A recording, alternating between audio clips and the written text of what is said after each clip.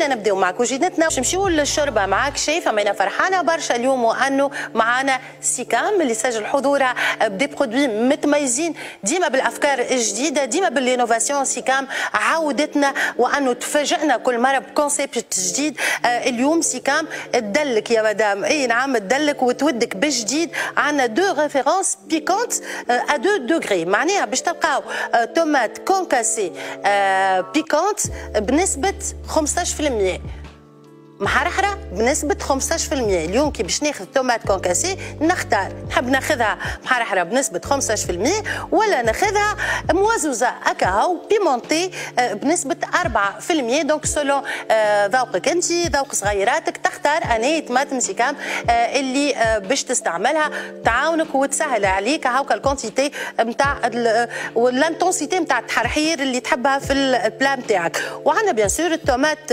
بولي كونكاسي نوتر اللي ما فيهاش حتى راجو نتاع بيمونت. طماطم سيكام كيما نعرفوا فريشكا من الحقول الطبيعيه، تسهل لنا التصنيف الكوجينه خاطرها حاضره فاوحه طبيعيه وفريشكا و100% ناتوريل. باهي انت شنو باش تستعمل؟ ما فيهاش قروسيه زاد. اي بيان سور. باهي انا باش نستعمل 15% تزيد تحط لها الهريسه سيكام وتعملهم الكل. نعم عاد هي تو سهلت لنا كل شيء، نحطوا الهريسه احنا تو 15% باهيين سي بون فوالا. باهي ناخذوا السلق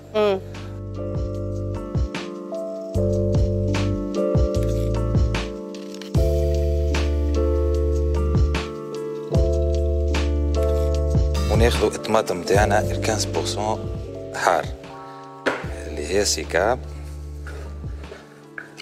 هذه عملوها لك سور مزور سيكام شايف؟ ها؟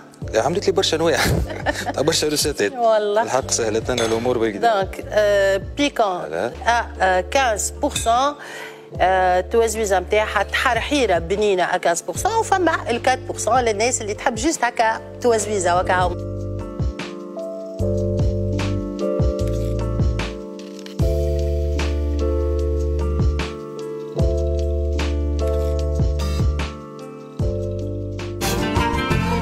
مع سيكام تدلل المدام.